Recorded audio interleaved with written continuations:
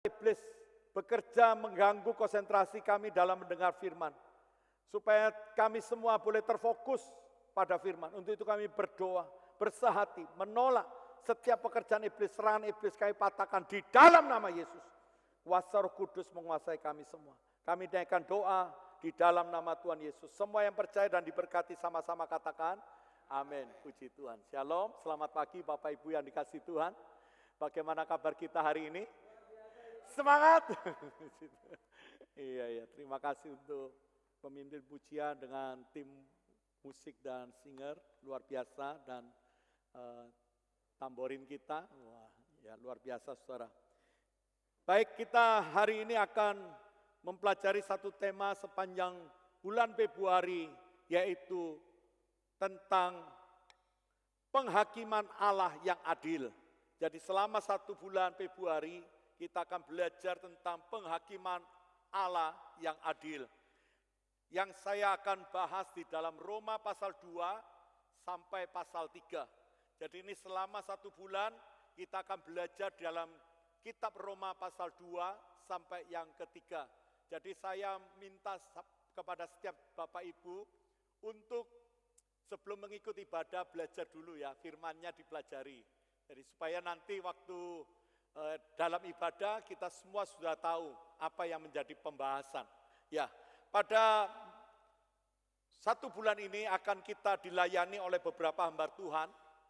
Yang pertama hari ini adalah saya dengan tema tidak ada yang lolos dari penghakiman Allah. Dan minggu depan dari Korea yaitu Pastor Jung Dae-su, Taurat dan Hati yang Bertobat. Tetapi karena tanggal 9 ini adalah 8, 9, 10, 11 itu tim dari Korea mengadakan seminar pernikahan. Jadi untuk khotbah tanggal 9 itu tetap fokus pada pernikahan. Jadi untuk tema Taurat dan Hati yang Bertobat mungkin saya akan share dalam bentuk audio. Nanti saya akan rekam khotbah tanggal 9-nya, supaya teman-teman tidak ada yang terlewatkan. Jadi tanggal 9 akan dilayani oleh Pastor Jung Dae-su. Saya mohon kesediaan teman-teman untuk mempersiapkan diri juga yang ingin ikut seminar pernikahan. Jangan patah semangat. Ya, tetap berusaha berdoa, kalau sekiranya Tuhan berkenan bisa memberikan izin kerja saudara ya, sehingga kita bisa ikut seminar. Baik, tanggal 16-nya akan dilayani oleh Evangelis Bapak Wiranto dengan tema semua orang telah berdosa, dan tanggal 23 Februari yaitu Bapak Pendeta Petrus Eng dengan tema pembenaran melalui iman. Jadi selama 1 bulan ini kita akan belajar tentang kebenaran firman Tuhan ini. Semoga Bapak Ibu benar-benar terlatih di dalam kebenaran firman Tuhan. Walaupun kita jemaat sederhana, tetapi pengetahuan Alkitab kita tidak sederhana. Mau? Ya, kita tidak boleh menjadi orang Kristen apa adanya. Kita menjadi orang Kristen yang harus ada apanya, gitu ya saudara ya. Kalau hanya Kristen kosong saudara, rugi. Kita punya Allah yang hebat, luar biasa di dalam Yesus Kristus. Semua kita menjadi ciptaan baru, yang lama sudah berlalu, dan Tuhan mau memperlengkapi setiap saudara dengan perlengkapan yang luar biasa. Firman Tuhan itu adalah kekuatan Allah yang menyelamatkan.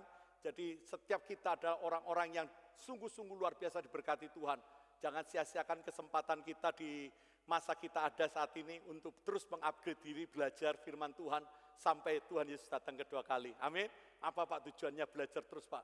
Saya tidak tahu, tetapi satu hal saya yakin, ada pemakaian Tuhan yang luar biasa pada setiap pribadi kita. Kapan masanya, kapan di mana tempatnya, saya tidak tahu. Tapi saya tahu Tuhan saya mampu memakai setiap kita. Untuk itu kita semua diperlengkapi.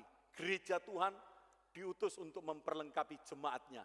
Itulah ujian yang pemuritan buku pertama. Apa tujuan gereja kita berjemaat di dalam gereja? Yaitu agar kita diperlengkapi.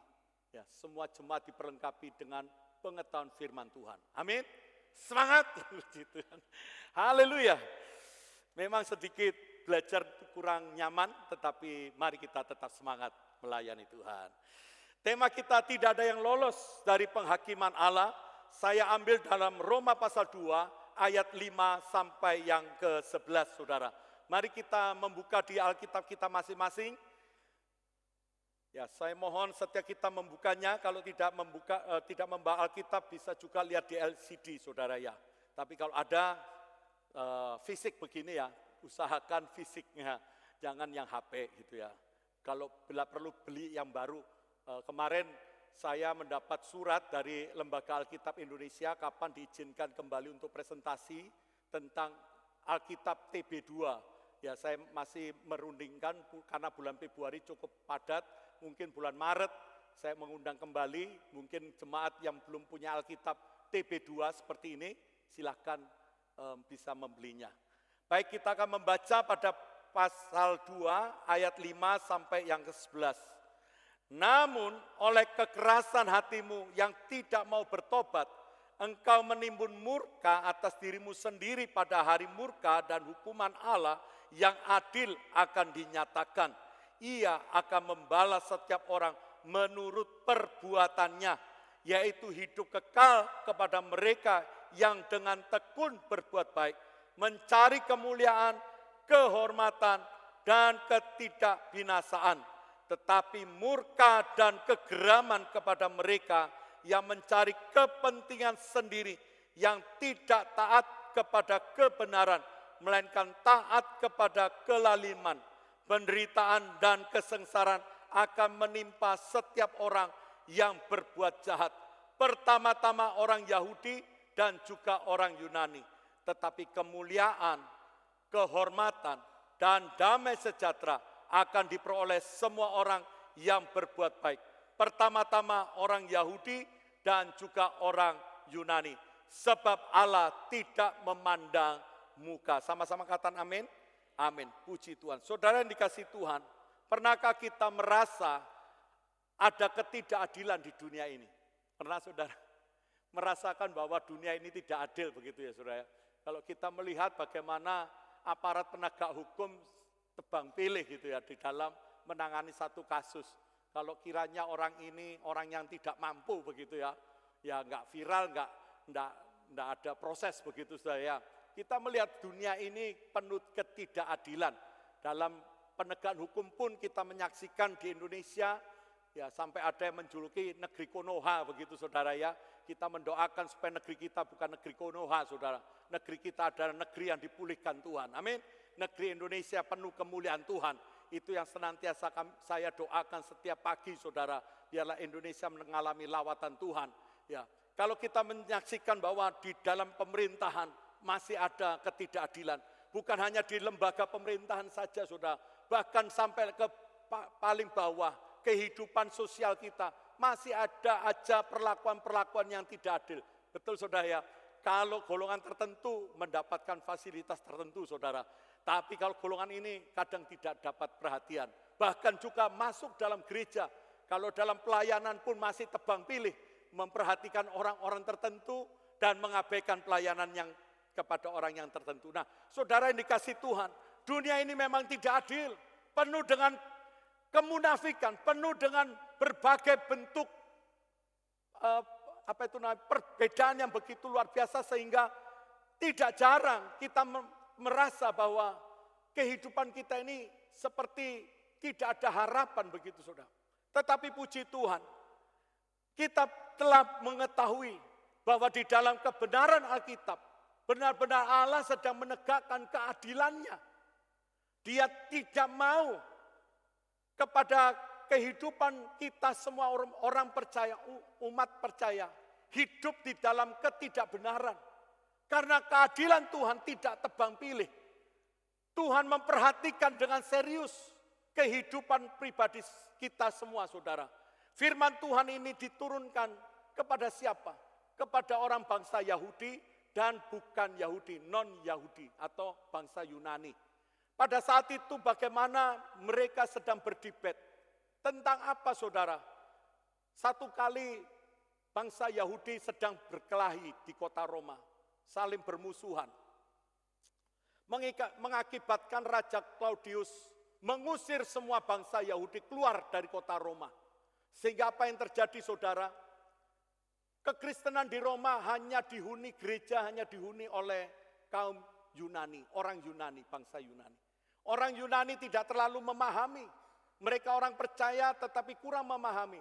Tetapi mereka jemaat Yunani berusaha terus-menerus belajar Alkitab. Sampai pada satu kali Claudius digantikan oleh Kaisar Nero. Pada saat itulah orang Yahudi bisa kembali masuk ke Roma. Dan mereka tercengang akan pertumbuhan rohani orang-orang Yunani, kekristenan Yunani itu, saudara. Tetapi mereka terkejut orang Yahudi ini. Bagaimana orang Yunani ini, orang Kristen Yunani, tidak melakukan hukum Taurat. Mereka makan daging babi, saudara. Bagi orang Yahudi itu haram. Bagi orang Yunani harum, saudara.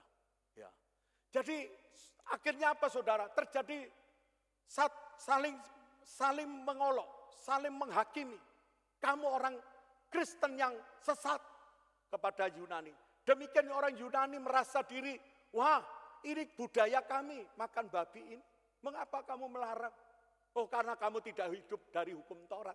Akibatnya apa, saudara? Akibatnya kekristenan terjadi satu perselisihan yang hebat. Nah, itulah mengapa Paulus menulis surat kepada jemaat di Roma. Untuk menegur kepada, pertama, ketika surat itu ditulis, diterima, siapa yang paling senang? Yaitu orang Yahudi, karena Rasul Paulus adalah orang Yahudi. Ketika menerima surat itu dan dibaca, benar kan? Kamu telah melakukan berbagai kejahatan ini, surat dari Paulus. Tetapi ternyata di pasal 2 kita perhatikan, surat itu juga ditujukan kepada orang Yahudi, Kristen Yahudi, yang telah menghakimi saudaranya. Dan mereka juga tidak luput dari penghakiman Allah. Saudara dikasih Tuhan, dari sejarah ini kita bisa melihat bahwa kita semua di mata Tuhan harus benar-benar menghargai satu sama lain atau setara, karena di mata Allah kita adalah sama di mata Tuhan. Nah, bagaimana prinsip penghakiman Allah ini, saudara? Mari kita lihat di ayat 5 dan 6. Roma 2 ayat 5 dan 6. Namun oleh kekerasan hatimu yang tidak mau bertobat, engkau menimbun murka atas dirimu sendiri. Pada hari murka dan hukuman Allah yang adil akan dinyatakan. Ia akan membalas setiap orang menurut perbuatannya. Saudara yang dikasih Tuhan, perhatikan yang saya kasih tanda merah itu, saudara. Teksnya merah. Ada beberapa hal bahwa kita harus paham. Hukum Allah itu adalah sifatnya adil. Adil. Ditegakkan. Dia adil bukan hanya menyatakan kasih kepada orang-orang yang percaya kepada Yesus, yang taat akan firman-Nya. Tetapi juga Allah itu ada sifat adil. Ada banyak pengajaran yang sekarang berkembang, saudara harus hati-hati. Bahwa menganggap bahwa Yesus kita itu Allah yang penuh kasih itu saja. Itulah yang mengakibatkan kekristenan sembarangan, hidup semaunya. Hidup dalam keduniawian, hidup dalam kedagingan, hidup semau sendiri. Itulah yang diajarkan oleh Kristen progresif yang berkembang dari Amerika masuk ke Indonesia dan digaungkan oleh salah satu artis di Indonesia. Hati-hati. Mereka hanya memandang Allah kita hanya satu sisi, Allah yang penuh kasih, yang mengampuni setiap pelanggaran dosa. Ya, itu memang benar. Tetapi pada ayat ini kita perhatikan, ternyata Allah itu juga ada sifat adil. Dia juga akan melihat kekerasan hati. Dia juga melihat seorang itu bertobat atau tidak. Ketika orang itu masih terus hidup dalam kekerasan hati dan tidak bertobat, maka juga akan terjadi apa, saudara, yang dialami? Murka Allah. Di satu sisi Allah kasih mengampuni. Dia bersedia memberikan pengampunan kepada orang-orang yang telah berbuat dosa. Tetapi kehidupannya tidak bertobat, terus-menerus berkeras hati. Ini sama saja orang ini tidak percaya Tuhan. Saya memberikan satu ilustrasi saudara, supaya kita menangkap. Mengapa kita harus tahu bahwa prinsip pengadilan Allah itu adalah adil saudara. Karena kita tahu bahwa kita dituntut untuk perlu jangan keras hati dan perlu bertobat. Apa yang membuat seorang itu keras hati dan tidak mau bertobat, saudara? Kalau Bapak Ibu menyimak khotbah sebelumnya, yaitu di Roma 1 ayat 23, itu ada satu pergantian. Mari kita lihat aja supaya merefresh pemberitaan firman Tuhan di minggu, kalau tidak salah ini minggu yang ketiga atau kedua ya. 23-nya seperti ini. Mereka menggantikan kemuliaan Allah yang tidak fana dengan gambaran yang mirip dengan manusia yang fana. Burung-burung, binatang-binatang yang berkaki 4 atau binatang-binatang melata. Saudara yang dikasih Tuhan, mengapa orang itu tetap terus keras hati dan tidak mau bertobat? Ternyata mereka itu sudah menerima kemuliaan Allah ya dari hidup berdosa. Lalu dia melihat kemuliaan Allah, dia membuka hati bertobat, lalu dia dibawa pindah, masih ingat ilustrasi saya, di tempat kemuliaan Allah. Dibawa pindah. Dan hidupnya dipenuhi dengan kemuliaan Allah. Tetapi anehnya, orang itu menukar, mengganti dengan apa? Rupa-rupa manusia. Ya ini tadi ditulis apa? Mengganti kemuliaan yang tidak fana dengan gambaran yang mirip dengan manusia. Ditukar lagi. Turun lagi. Masuk kepada kumpulan orang-orang yang tidak percaya Tuhan. Serupa mereka, saudara. Apa maknanya ketika orang ini, apa yang membuat orang ini mengganti, sehingga membuat orang ini keras hati dan tidak mau bertobat? Saudara tahu ini ayat ini sangat luar biasa. Kalau Bapak Ibu pelajari kembali, ternyata mereka itu yang mengganti ini. Yang tadinya dipenuhi kemuliaan Allah, hidupnya berfokus pada Tuhan, dipimpin oleh Tuhan, dikemudikan, masih ingat yang ikut pelajaran pemuritan buku pertama, kemudi, ya, dipimpin oleh Allah. Ya. Ternyata dia mengganti dengan gambaran yang fana, yaitu diri sendiri. Yang mengemudikan bukan lagi Allah, tetapi diri sendiri. Artinya hidupnya itu mau menjadi Tuhan atas dirinya sendiri. Bukan Yesus yang menjadi Tuhan dalam diri. Paham ya saudara? Saya pelan-pelan ini supaya saudara jangan sampai kehilangan ini alurnya. Jadi mengapa orang itu bisa keras hati walaupun sudah menerima Yesus Kristus sebagai Tuhan dan Juru Selamat, tapi masih keras hati? Nampaknya sih ikut pelayanan, tapi sebetulnya dia keras hati dan tidak bertobat. Karena dia mengubah Yesus yang sebagai pusat hidupnya, yang menjadi pengemudinya, diganti dengan diri sendiri. Saudara tahu arti dosa itu apa? Dosa? Apa arti dosa? Ya, saya pindah sini aja. Dosa itu apa? Silakan. Apa itu dosa? Ya, menyimpang. Ya, menyimpang dari tujuan Tuhan. Penyimpang. Atau melawan Tuhan. Saudara, ketika orang itu tadinya sudah Yesus sebagai pengemudi yang mengemudikan menjadi pusat hidupnya, dan diri kembali menjadi kita yang mengemudikan, inilah dosa, saudara. Dosa. Menjadikan diri ini adalah Tuhan yang mengemudikan. Saudara ingat gak waktu Adam dan Hawa mendapat firman Tuhan, Adam apa saudara? Semua tanaman ini, buah di taman ini boleh kamu makan. Tapi satu itu jangan kamu makan. Tapi rupanya Hawa itu juga tertarik, saudara. Tertarik dan digoda oleh iblis, dan dia memutuskan untuk mengambil, dibuka. Itu tadi malam saya lihat filmnya, saudara. Lalu dikasihkan juga ke Adam, saudara. Dan mereka memakannya dan terkejut, dan ternyata mereka sudah dalam keadaan berdosa. Saudara yang dikasih Tuhan, saat iblis mengatakan bahwa ketika kamu makan ini, sebelumnya kita harus tahu bahwa Adam dan Hawa tidak berkekurangan di Taman Eden. Tidak ada satupun yang kurang, saudara. Semuanya perfect, sempurna kehidupan mereka. Tidak ada satu yang kurang. Kurangnya apa, saudara? Kurangnya apa, saudara? Sehingga Hawa bersedia mengambil dan memakannya bersama Adam. Kurangnya apa, saudara?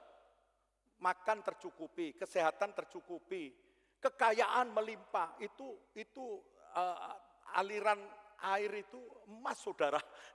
Kalau saudara baca itu, ya permata, jamrud dan seterusnya itu indah-indah, saudara. Mereka orang kaya pertama kali di bumi, pemilik. Kurang apa? Pekerjaan mereka bisa anytime, kapanpun dia bisa bekerja dengan enjoy, saudara. Apa yang kurang? Satu yang kurang. Makanya dia terima tawaran iblis. Apa itu kira-kira? Kalau kamu makan buah ini akan jadi seperti apa? Ya, itu yang kurang, saudara. Dia ingin menjadi seperti Allah. Makanya dia makan. Makan. Dan dosa itu pun sama pada masa sekarang ini loh, saudara. Kita ini sudah di dalam kasih karunia Tuhan, diberkati, dilindungi, dijamin hidup kita. Kalau sakit kayak seperti saya batuk-batuk, ya obat sih iya saya konsumsi, tapi sebetulnya obat itu enggak ngefek. Ketika saya batuk, saya selalu berdoa, Tuhan Yesus tolong saya. Itu justru lebih banjir, saudara.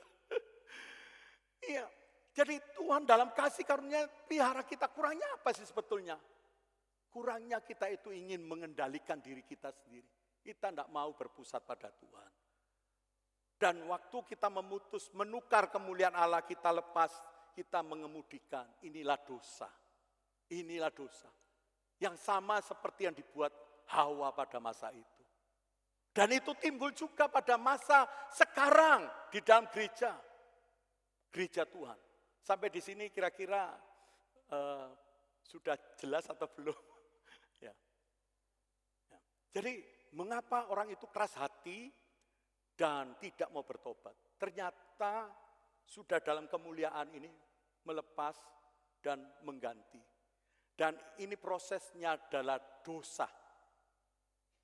Menolak Tuhan dan menjadikan diri Tuhan. Ya, karena tidak ada ilah lain selain diri kita, itu ilah kita, saudara. Kalau kita berposisi di sini. Ya. Ketika kita menolak Tuhan, menjadikan diri kita adalah ilah. Makanya di ayat berikutnya kita bisa tahu hasil dosa itu apa saja. Dari ayat 28, 29, 30. Itu hasilnya ketika menolak Allah. Walaupun kita ini orang Kristen sudah dibaptis, ya seperti kita bersyukur ya, jemaat kemarin saya lupa maafkan Pak Toto dan Pak David ya, sudah dibaptis, saudara ya, lupa pengumumannya, saudara. Walaupun sudah dibaptis, sudah mengikut perjamuan suci juga sudah, atau apa saja bimbingan ini dan seterusnya, pemuritan. Tetapi ketika kita menolak Allah, melepaskan kemuliaan, menggantikan dengan yang fana ini, itu adalah dosa, dan hasilnya sudah bisa lihat ayat 28 sampai 30 itu hasil. Ada 21 hasil dosa. 21 hasil dosa. Hitung sendiri, saudara. Ya. Mau dihitung ya? Itu dosanya, hasilnya, saudara. Itulah yang terjadi di jemaat Roma. Ketika orang Yahudi melihat menghakimi, wah, mengapa orang Yunani ini hidup tidak saleh, tidak sesuai hukum Taurat, najis sih mereka ini. Tetapi orang Yunani pun merasa kamu juga orang yang bersalah. Karena surat Paulus mengatakan kamu jangan menghakimi. Ternyata saya juga orang benar begitu. Jadi saling debat. Bersyukur kita hari ini sudah diberikan kebenaran firman sehingga kita tahu bahwa prinsip pengadilan Allah itu adil. Berlaku kepada setiap orang. Tidak pandang bulu. Suatu hari kita bertanggung jawab diri sendiri, berdiri di hadapan takhta kemuliaan Tuhan. Tidak ada yang lolos. Seorang pun tidak ada yang lolos. Tidak bisa diwakili. Pak Huri minta tolong wakilin saya dong, ngomong sama Tuhan. Tidak ada saudara, kita semua yang bertanggung jawab. Makanya hari ini, ayo kita bersama-sama saling menguatkan satu sama lain. Karena kita tahu bahwa satu hari kita akan berdiri di hadapan takhta pengadilan Allah yang adil itu. Yang tidak bisa kita tawar-menawar atau diwakilkan atau dan seterusnya. Kita harus bertanggung jawab. Nah, pada masa bertanggung jawaban apa yang perlu? Mari kita lihat lanjutkan slide-nya.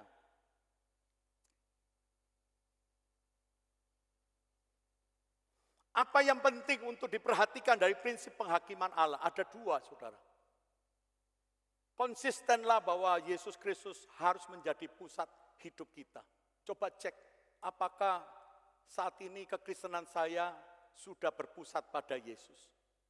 Artinya seluruh hidup perjalanan rohani kita itu sesuai dengan firman Tuhan atau tidak. Kalau belum, kesempatan saat ini untuk memperbaikinya. Bukan tanggung jawab suami, istri, anak, bukan. Orang tua, bukan. Tetapi diri sendiri harus bertanggung jawab. Karena pengadilan Allah berlangsung one to one. Seorang demi seorang. Tidak bisa diwakilkan. Mari kita cek apakah hidup saya sudah berpusat pada Yesus Kristus atau bukan. Kalau belum atau masih dalam proses, ayo segera kita tahun ini kita mulai terus-menerus maju untuk memperbaikinya. Terus mau berpusat pada Yesus. Bukan lagi berpusat pada diri sendiri. Ya, setuju? Ya. Masih bingung ya nanti ya. Lalu yang kedua, Allah itu adil.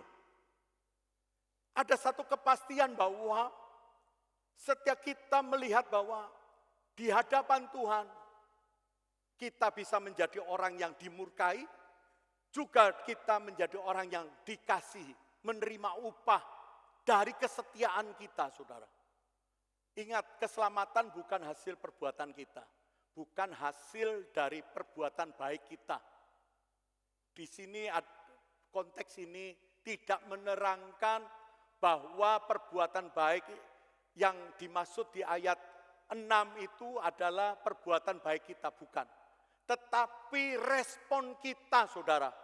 Ingat khotbah saya yang beberapa waktu yang lalu bahwa kekristenan itu seperti dua sisi mata uang.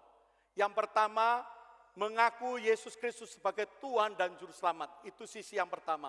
Ketika orang itu mengaku Yesus Kristus sebagai Tuhan dan Juru Selamat saya pribadi, orang itu mendapatkan anugerah keselamatan. Tetapi bagian yang kedua di sisi yang lainnya adalah hidup yang dikuduskan. Hidup yang dikuduskan. Nah, yang dikuduskanlah inilah perbuatannya, saudara. Perbuatannya ketika kita berada di dalam sisi kemuliaan Tuhan ini, Tuhan perbaiki terus, diolah terus, diproses terus. Makanya orang Kristen itu sakit kabeh, iya saudara. Siapa bilang jadi orang Kristen itu tidak sakit semua. Sakit maksudnya sakit secara daging kita ini loh. Tidak enak diproses Tuhan. Dikit-dikit ditegur, dikit-dikit diingatkan firman Tuhan, dikit-dikit perasaan kita dihancurkan begitu rupa. Kadang kita merasa tersinggung dengan perkataan firman Tuhan. Mengapa kau saya? Mengapa seperti ini? Ya memang kamu sedang berada dalam kemuliaan Tuhan. Beda ketika kita di luar kemuliaan Tuhan, kau bebas. Karena yang mengemudikan diri sendiri, kamu mau apa saja boleh. Makanya melahirkan 21 dosa dalam Roma pasal 1 ayat 28 sampai 30. Bebas, tidak apa-apa. Statusnya KTP-nya Kristen gak apa-apa. Tapi jangan salahkan, kita semua akan berdiri di pengadilan Allah. Dan ternyata hanya satu sisi, kamu hanya mengaku. Tetapi tidak menunjukkan perbuatan yang diproses Tuhan itu. Makanya hari ini kekristenan harus berada di tempat ini, di posisi kemuliaan Allah. Jangan diganti. Anda sudah mendapatkan jaminan kepastian keselamatan. Saudara dan saya sudah mempelajari buku pemuritan yang pertama, Kepastian Keselamatan, Pak Luther, masih ingat? Jangan di-skip Pak. Pelajari lagi. Sudah mendapat jaminan kepastian keselamatan? Itu bukan final. Perlu terus-menerus. Makanya seperti roda, saudara. Mengalami pertumbuhan rohani lewat Alkitab, doa, persekutuan, bersaksi. Lalu apa lanjutnya? Hidup dipenuhi Roh Kudus. Lalu menghadapi pencobaan. Lalu persekutuan. Lalu baru pelayanan. Nah, ketaatan dan pelayanan. Nah, pelayanannya itu malah yang terakhir, saudara. Tapi banyakan kita kan tidak lewat pemuritan langsung pelayanan begitu ya. Ini sebetulnya salah, saudara. Ya, makanya bersyukur saudara kita ini telah mendapatkan kesempatan untuk mendapat pembelajaran kelas pemuritan di Biblical Education by Ascension, dan gereja kita mengarah pada Shalom Discipleship Church. Mengapa ini penting, saudara? Karena kita adalah orang-orang yang dipanggil ini. Dipanggil untuk menjadikan segala bangsa murid Yesus. Kalau kita semua dipanggil menjadi murid dan kita belum dimuridkan, cocok enggak, saudara? Cocok enggak? Ya gak cocok, saudara ya. Mau memuridkan orang lain tetapi diri sendiri belum pernah dimuridkan. Padahal amanat agung ini adalah perintah, bukan ajakan atau saran, bukan, tapi perintah yang harus dikerjakan, tanggung jawab gereja Tuhan. Gereja bukan gedung loh, saudara, yang saya maksud. Gereja itu bait Tuhan ini. Panggilan Tuhan kepada kita semua adalah pergi untuk apa? Memuridkan. Pergi membaptis untuk apa? Memuridkan. Semua mengarah ke pemuritan, saudara. Makanya puji Tuhan, kita mendedikasikan pelayanan di gereja Shalom adalah untuk memuridkan. Dan kemarin bagian website sudah menyusun, ya doakan saudara, kita punya website gitu ya. Dan terima kasih untuk yang sudah berlelah-lelah mengerjakannya, sponsor dan seterusnya. Ya, kita akan mencoba merekod dari perjalanan sejarah gereja, lalu juga merekod tentang visi misi gereja dan seterusnya. Doakan saudara, menyusun ini tidak mudah ya. Perlu partisipasi semua Bapak Ibu terlibat di dalam pengembangan pelayanan di gereja Shalom. Semangat? Setuju? Amin. Ya, saya kemana ini, kelari kemana-mana. Ya, jadi kita sudah terima kemuliaan Tuhan. Berpusat pada Yesus. Jangan diganti.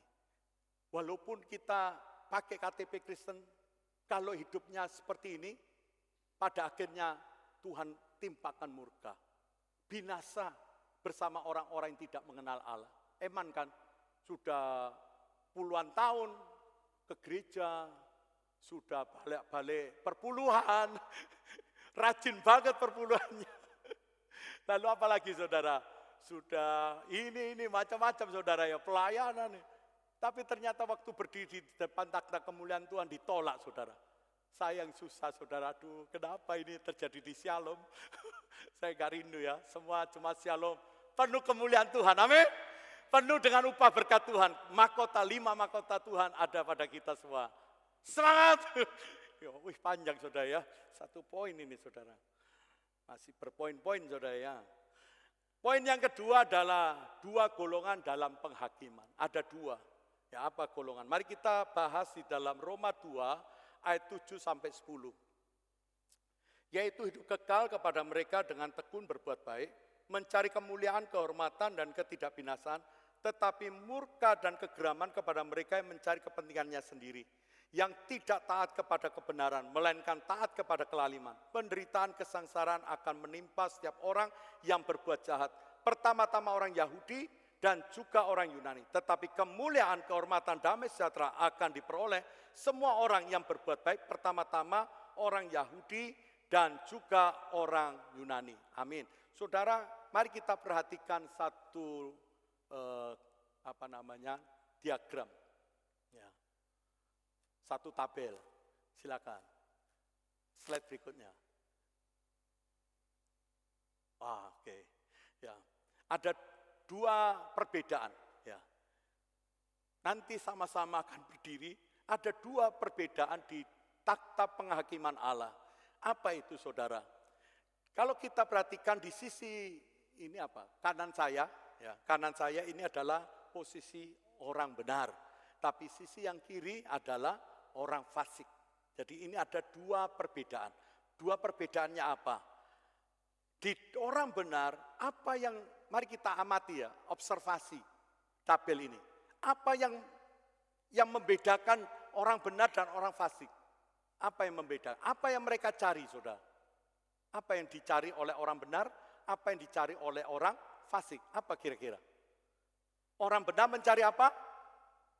Kemuliaan, kehormatan, dan ketidakbinasaan, dan tekun berbuat baik. Tetapi orang fasik mencari apa? Kepentingan diri sendiri, tidak taat pada kebenaran, dan mengikuti kejahatan.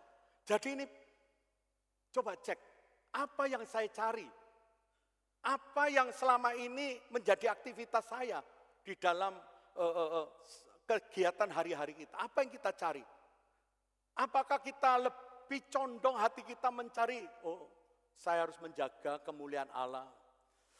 Saya harus tahu bahwa hidup saya ini adalah hidup yang telah ditebus oleh darah Yesus yang mahal. Nilai kita adalah apa, saudara? Nilai hidup Bapak Ibu, harga diri Bapak Ibu apa, saudara? Harga diri kita. Harga diri Yesus. Amin. Ya, karena Yesus telah membeli. Ya, kalau kita lihat zaman dulu perbudakan, seorang budak waktu dibeli itu, wah itu sangat senang, saudara. Ya, karena mereka sudah ada yang memiliki. Ya, tapi kalau pemiliknya juga orang kejam ya susah juga ya, saudara. Tapi yang membeli saudara itu Yesus. Kita dulu terjual sebagai budak dosa. Tapi telah dibeli, sudah menjadi milik Yesus. Jadi harga diri Bapak Ibu adalah harga diri siapa? Yesus Kristus. Nah, apa yang saudara cari? Kalau kita tahu yang membeli hidup kita adalah Yesus, tentu kita harus cari kemuliaannya. Memberi diri untuk memuliakan Tuhan. Betul, saudara?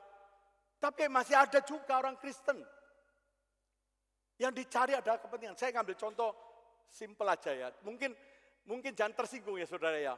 Saya tidak sedang menilai di antara kita. Hanya contoh. Mungkin waktu kita melayani musik atau WL atau singer, ya bukan di sini, ya, anggap aja gereja yang lain. Waktu itu, waktu seorang melakukan satu pelayanan, apa yang timbul di hati? Mencari kemuliaan Tuhan atau mencari kepentingan diri sendiri? Itu coba kita timbang. Karena kita harus tahu posisi kita harus adalah orang benar. Betul, saudara ya? Bukan orang yang dimurkai Allah. Siapa yang mau dimurkai Allah? Saya tidak mau, saudara. Ada yang di sini? Ya. Kita semua mau berposisi sebagai orang yang dikasih, yang menerima upah.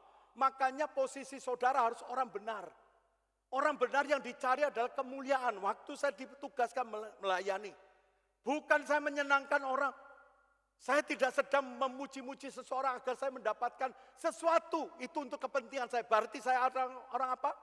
Orang fasik. Sekalipun pendeta saya.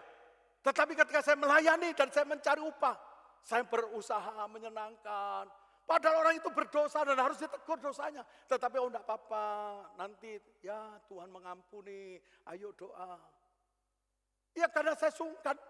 Berarti apa, saudara? Saya sedang mencari kepentingan, itu orang fasik. Sekalipun statusnya pendeta. Dan perhitungkan diri saudara saat kita melakukan setiap aktivitas. Harusnya ada di posisi orang benar, bukan orang fasik. Itu yang dicari ya, saudara. Lalu kita cek lagi perbedaannya. Apa yang diperbuat, saudara? Orang benar dan orang fasik ini perbuatannya apa, saudara? Ayat 7 dan ayat 9 dikomparasikan seperti itu. Orang benar tekun berbuat apa, saudara? baik. Tetapi orang fasiknya tekun apa? Berbuat jahat. Oh, nampaknya mantu-mantu, saudara. Tapi sebetulnya enggak mantu-mantu itu, ada maunya sungguhan. Dan ada satu yang mau diperas. Pernah ngadepi ini, saudara. Senyumnya menawan, saudara. Tapi sebetulnya mau diperas, saudara. Tekun terus berbuat jahat. Ini tanda kekristenan fasik. Harus kita tahu, saudara. Bahwa di dalam penghakiman Allah itu langsung ada dua perbedaan. Tuhan memperlihatkan itu dengan sangat jelas, clear. Makanya dikatakan adil itu betul-betul ya, saudara. Karena bisa dilihat, apakah orang itu konsisten sebagai orang benar, ataukah orang fasik. Lalu bagaimana keinginannya? Roma pasal 2 ayat 7 dan Roma pasal 9. Keinginannya orang benar mendapat hidup kekal. Tapi orang fasik mau menerima murka Allah. Ya, mereka tahu sih itu dosa, itu salah. Korupsi itu enggak boleh. Tapi nyandu. Judol itu juga tahu sih itu enggak boleh ngasihkan persepuluhan dari judol itu. Tahu sih. Tapi apa ya? Ya karena mereka menganggap bahwa kan nanti saja murka Allah itu kan nanti. Sedangkan kita tahu bahwa itu hal yang tidak baik.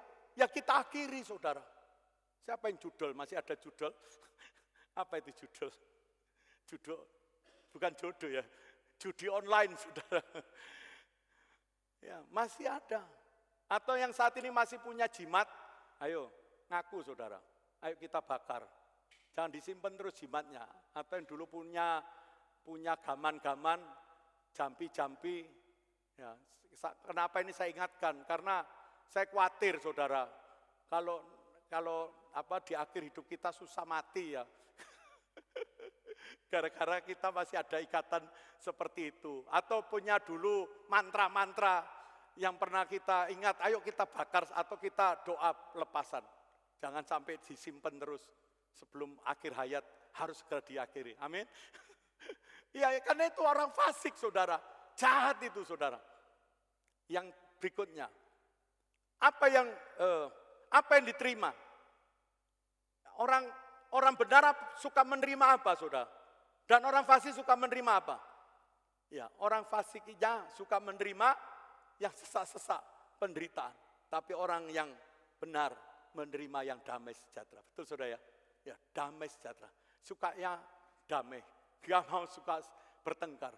Kalau saudara masih suka yang eker-ekerannya sesek penderitaan, us gak popo, ayo tak ladeni kon, ayo nanti ya, ayo metu. Oh, senengnya sesek berarti orang apa? Bertobat ya. Kan begitu, saudara. Kan kita ini orang yang suka damai, ya sudah, saya yang salah, saya minta maaf. Ya saya mengaku salah, ya sudah, selesaikan. Tapi yang sukanya sesek-sesakan, saudara, yang senengannya bengkerengan, yang menderita-menderita, berarti ini masih fasik. Segera harus kita akhiri. Karena di hadapan pengadilan Allah, semuanya langsung terbedakan. Tidak ada yang tertutupi di mata Tuhan. Amin. Mau kita diperbaiki hari ini. Ya. Pertanyaan reflektif. Ada 3 pertanyaan buat saudara dan saya. Jika Anda berdiri di hadapan Allah hari ini, apakah Anda akan masuk dalam kelompok pertama atau kedua? Kelompok pertama orang benar, kelompok kedua orang fasik. Saudara ketika berdiri di hadapan takhta Allah, kita ini kira-kira pantasnya stempelnya orang benar atau orang fasik?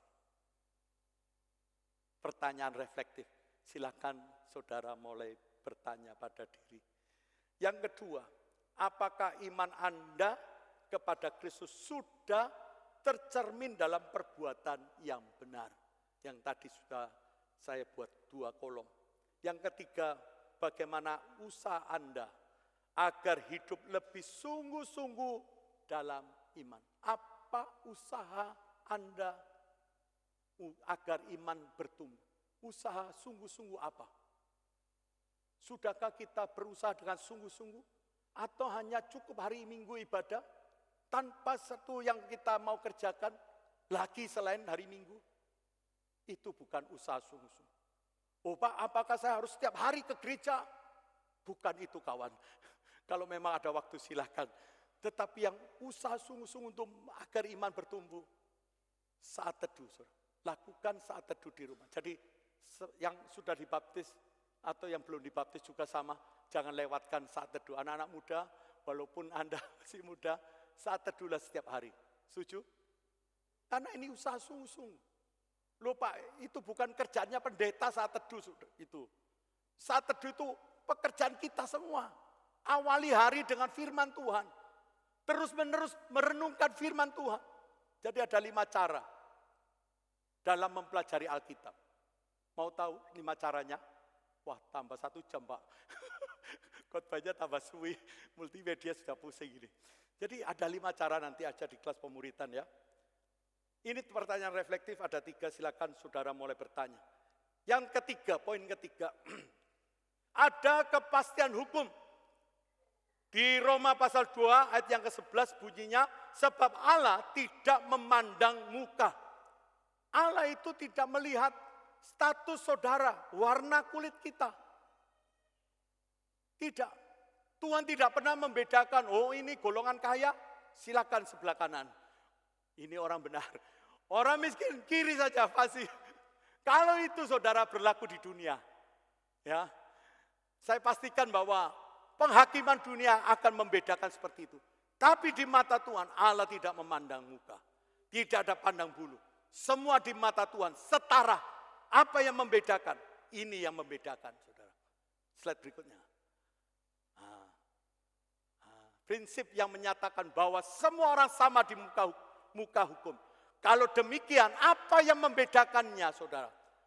Saya tadi sudah katakan, bukan perbuatan baik. Kalau penghakiman Allah didasarkan perbuatan baik, slide berikutnya bisa tampilkan.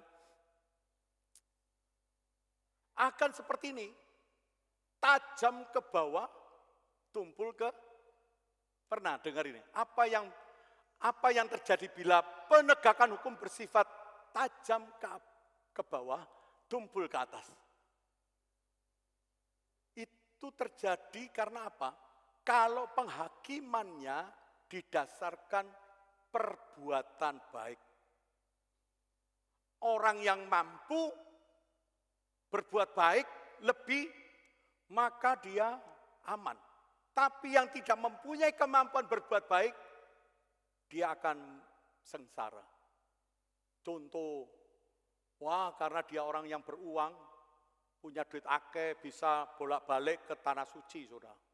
Wah semakin sering dosanya semakin habis, sih nggak punya duit, iya saudara. Ya udah, ngewes saudara. Ya sakwelase ya, ya ngampun tenai ya. Kalau berdasarkan perbuat baik itu akan tajam ke bawah. Tumpul ke atas, nggak bisa menghakimi. Kalau berdasarkan wajah cantik, rupawan, ganteng, lah yang peo-peo piye saudara? Errora. Tapi puji Tuhan. Prinsip penghakiman Allah selanjutnya. Slide berikutnya. Apa dasar penghakiman Allah? Ini yang penting. Saya tulis seperti ini ya. Ini bukan contoh orang, tapi tiba-tiba muncul saudara. Ini tulisan ini saudara ya. Tuhan, makanya tadi malam itu dikejar-kejar sama multimedia. Ayo Pak, kirim Pak guru dapat hikmat ya. Tahu Tuhan kasih ini. Tuhan Yesus menjamin bahwa penghakimannya kelak akan berlangsung secara adil. Tidak terpengaruh oleh usaha manusia, tetapi hanya bergantung pada kasih karunia-Nya yang telah Ia berikan kepada setiap orang yang mau menerimanya.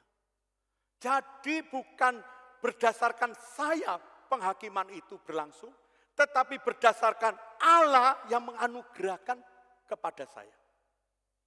Bisa membedakan? Kalau usaha saya yang menjadi ukuran penghakiman, maka hanya bagian orang tertentu yang lolos. akan tajam ke bawah, tumpul ke atas. Tetapi bersyukur pengadilan Allah itu berdasarkan kasih karunia-Nya. Siapa saja yang mau menerima Yesus Kristus sebagai Tuhan dan Juru Selamat, dosanya dihapuskan. Hidupnya disucikan, diperbarui dari hari ke hari. Sehingga orang ini adalah orang benar. Dan tidak ada hukum yang bisa menghakimi atau menjatuhkan hukuman kepada orang benar. Bukan karena dia hidup benar, bukan karena dia orang benar, tetapi orang yang dibenarkan dan hidup dalam kebenaran setiap hari. Maka dengan demikian, ketika dia berdiri di hadapan takhta pengadilan, orang ini layak untuk menerima upah, yaitu hidup dalam kemuliaan Allah. Amin. Ya, dalam berkat. Tapi yang berdasarkan perbuatan baik, wah, itu akan tajam ke bawah, tumpul ke atas. Selanjutnya, sudah habis? Ya, kesimpulan. Ya, saya bersyukur ya, saya punya generasi di sini, saudara. Punya generasi ya, yang juga ambil kuliah di hukum. Ya, siapa dia? Ya, anak Sela ya. Ya, supaya kita doakan, ya, supaya anak Sela ini nanti menjadi hakim yang bisa menegakkan keadilan di Indonesia. Ya, kesimpulan khotbah saya, Allah tidak memandang muka baik dalam penghakiman maupun dalam pemakaiannya.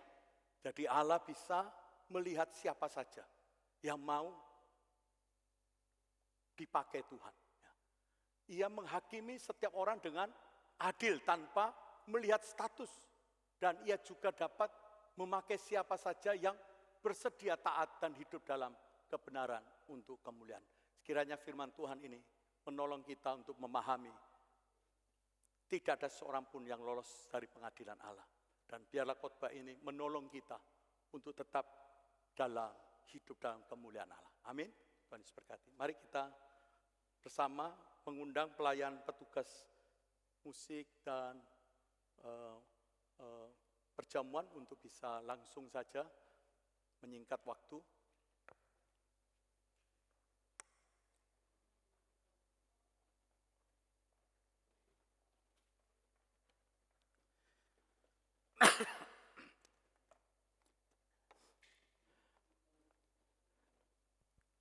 Oh, maafkan. Iya. Saya perlu tolong multimedia disiapkan untuk pengakuan iman GBI ya, setelah perjamuan nanti dibagikan. Mari kita berdoa terlebih dahulu.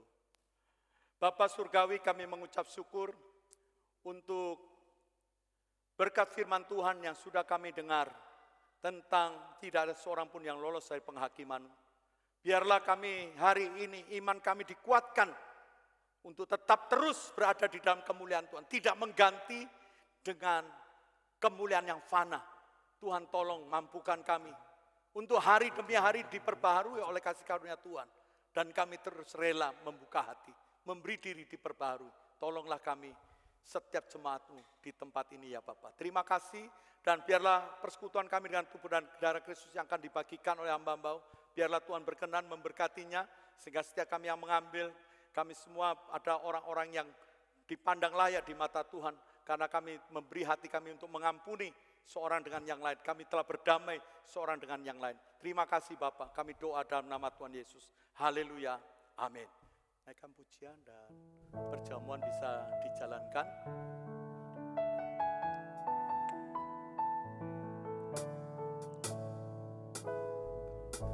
Telah kulihat bukti kasih-Mu. Kau menderita gantikanku, dengan darah-Mu Kau selamatkan